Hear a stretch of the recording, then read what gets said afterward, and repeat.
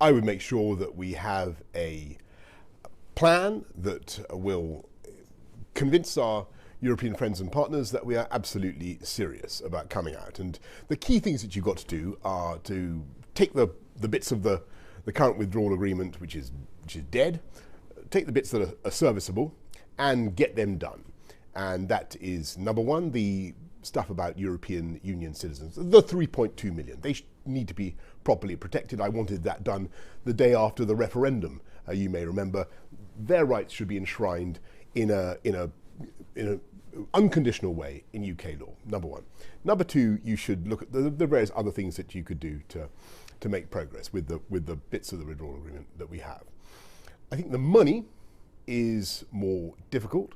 I think the 39 billion is at the upper end of the EU's expectations, but there it is. It's a considerable sum. I think there should be a bit of creative ambiguity about when and how that gets paid over. The important thing is that there should be an agreement that the solution of the border questions, the Northern Irish border questions, and all the facilitations that we want to produce to get that done, all those issues need to be tackled on the other side of October the 31st during what's called the implementation period. But the implementation period, as it stands, is part of the withdrawal agreement. Of course. And you've said that you wouldn't sign up to the withdrawal agreement and it's dead. That's right. So those two things can't both be true. No, because you're going to need some kind of agreement, and that's certainly what I'm aiming for, in order, as you rightly say, Laura, to get an implementation period. And I think, actually, that politics has changed so much since March the 29th. And I think on both sides of the channel, there's a really different understanding of what is needed. And on our side of the channel, we've got MPs in both the major parties who recognise that their parties face real danger of extinction at the polls. And Labour went backwards in the recent council elections unless we get Brexit over the line. But what is so I think there's going to be a real willingness to move this thing forward. But what is it on the other side of the channel, obviously, where they're watching the this very decisions will be carefully, made, and yes. where we need obviously for both sides to come together. They've now got 29 Brexit MEPs in Strasbourg. They have the 39 billion that they're keen to get, and frankly, they also want Brexit. They want it done, but they want it done in the EU, but they do not want it done at any cost. And time and again, whether it is Jean-Claude Juncker, President Macron, any EU leader, they have been crystal clear. There is no kind of deal without the backstop, an insurance policy for Northern Ireland. So what evidence do you have you can get around that? Because I think that it is what those gentlemen have also said, what people have also said in all European capitals and of course in the Commission, is that nobody wants a hard border in Northern Ireland, and indeed nobody believes that it will be necessary.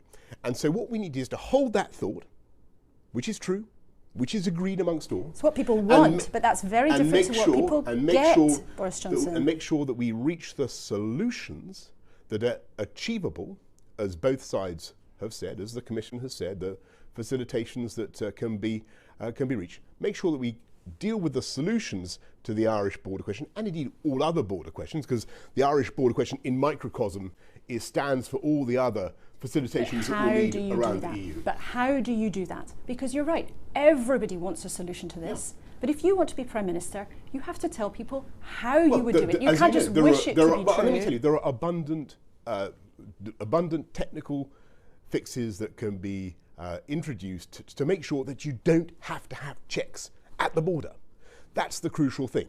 And everybody accepts that. There are ways you can check for rules of origin, there are ways you can check for compliance with EU good standards. They don't exist yet. Well, they do, but they don't exist yet. They do. But you have trusted trader schemes, you have all sorts of schemes that you can put into place. But as one big solution to the Irish border question, which, as you suggest, is absolutely at the root of this, there is no solution ready right now. You're right, Laura, there's no single magic bullet, but what there is a wealth of experience, a wealth of solutions, and what's changed now is that there's a real positive energy about getting it done. Where's your evidence for that? And, well, because I think on both sides of the channel, there's an understanding that we have to come out, but clearly Parliament has voted 3 times against the the backstop arrangements that you rightly describe, and that present the UK and any UK government with this appalling choice of either being run by the EU whilst being outside the EU, which is plainly unacceptable, or else giving up control of the government of Northern Ireland. Well, you clearly want this to happen. There is a way forward, which I think actually, to be fair, all the candidates in the Conservative Party leadership contest broadly endorsed, which was to change the backstop, get rid of the backstop, in order to allow us to come out without this withdrawal agreement. And as far as I understand the matter, that is also the position of my remaining opponent. But Boris Johnson, everybody wants this to be sorted. Of course they do, not least the public. But what you're basically saying is we'll cross our fingers because I think the situation is different, so we could get a deal done. You're not giving us anything concrete that actually suggests it's possible. No, that's not true at all, actually, Laura. If there was where's your evidence? A very good report just today by Shankar Singham and many others looking at the modalities of how to do this. This is something that had been worked on extensively for the last 3 years. There are plenty of checks that you can do away from the border. But it requires, Boris Johnson, you have to do them without any kind of hard infrastructure at the Northern Ireland frontier. But you know, do you accept your plan would require agreement from the European Union, political goodwill, and why do you think they would do that? If the UK had just walked away from a deal that has taken them 3 years to put together? Several reasons. First of all, don't forget that, as I say, they've got the Brexit MEPs they don't particularly want. They want us out. They've got the incentive of the money. You've also got to understand, Laura, that what has changed and what will be so different is that the intellectual capital that had been invested in the whole backstop had really come from the UK side. We were committed to it. We actually helped to invent it. We were the authors of our own incarceration. Take that away. Change the approach of the UK negotiators, and you have a very different outcome. And if you can't do that, and simultaneously, of course, and you know what I'm going to say, the other tool of negotiation that you should use, not only the incentives of getting this thing done, moving it over the line, getting the money across, and all the rest, but you have the extra incentive, of course, that the UK will be ready to come out, as you know, on WTO. And if you cannot get the agreement, that sounds like you crossing your fingers. No. You are clear, you would take us out at Halloween without a deal. An absolute guarantee?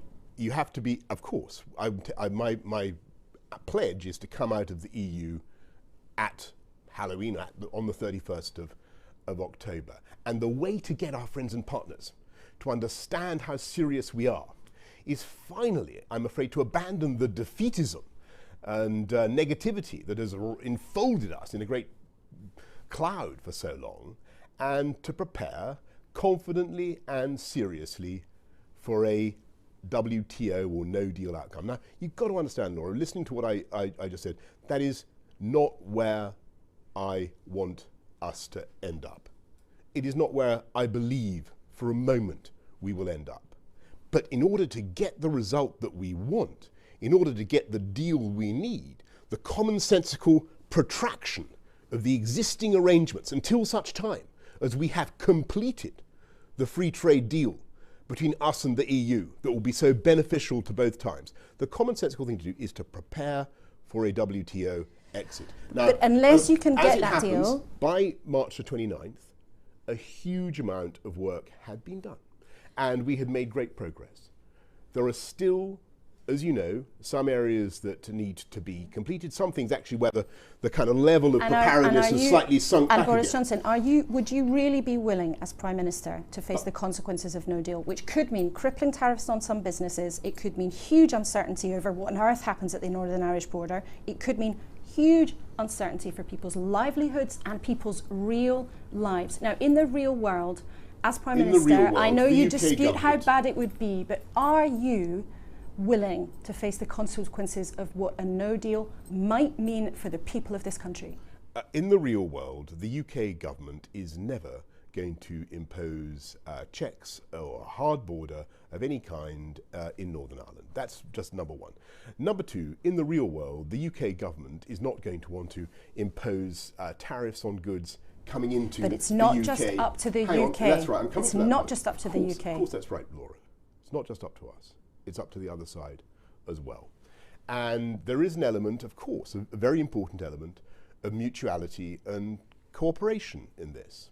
And we will be working with our friends and partners to make sure that we have an outcome that is manifestly in the interests of people, of businesses, communities on both sides of the channel. And you think you could get that through Parliament? You think you could get a no deal through Parliament? I do. Well, I do. I mean, you've got to be very clear. I think Parliament now understands that the British people want us to come out and to honour the mandate that they gave us.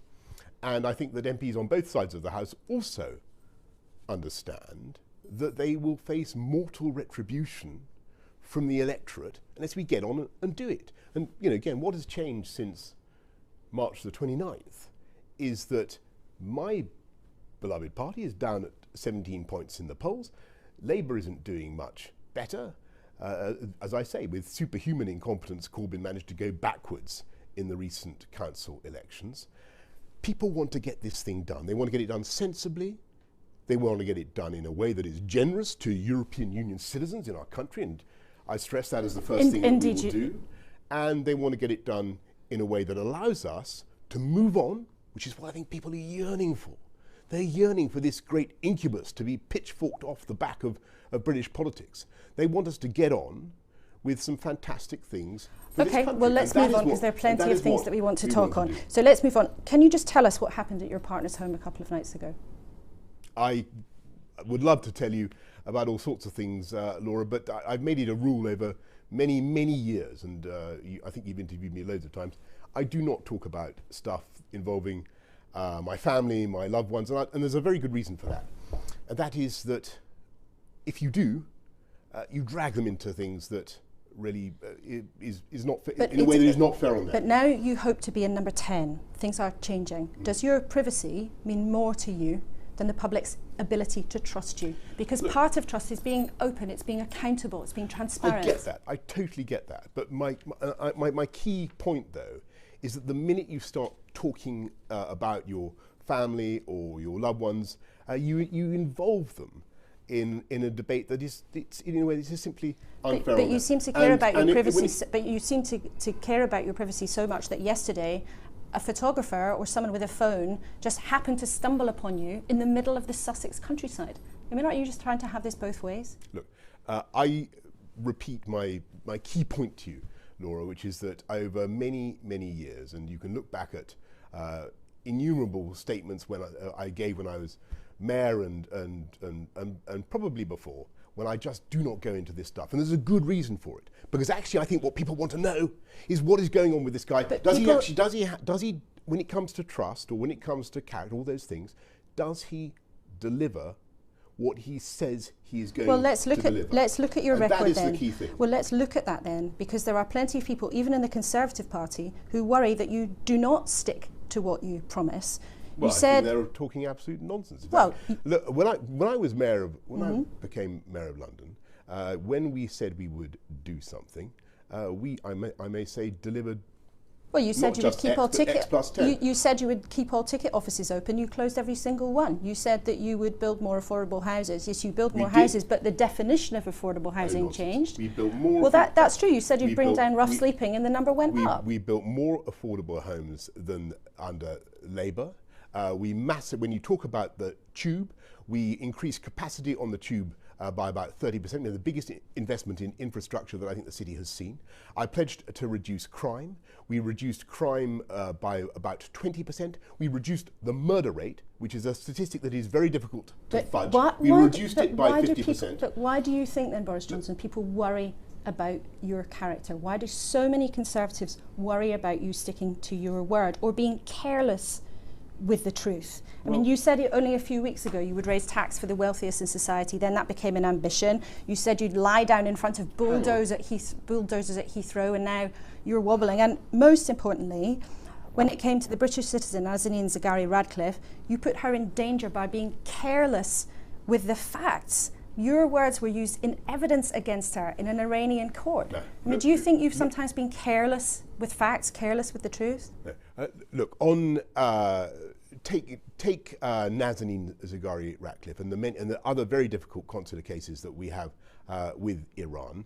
I think, of course, people will want to point the finger of blame at me if they possibly can, but actually all that does is serve to exculpate, to lift the blame off the people who are really responsible, who are the Iranian Revolutionary Guard. And if you talk about the overachieving in the Foreign Office, we were told that we had to orchestrate, and we did, an international response to the poisonings by Russia in Salisbury, and we thought we would be lucky to get 30 Russian spies expelled around the world in support of the UK by other countries. We actually got 153 spies expelled around the world. I don't think there's ever been a diplomatic coup like it. But Boris Johnson, so don't look at what people say about me. Look at what I actually deliver. But so often people worry that you're just a bit scrappy with the truth, or you almost seem sometimes to enjoy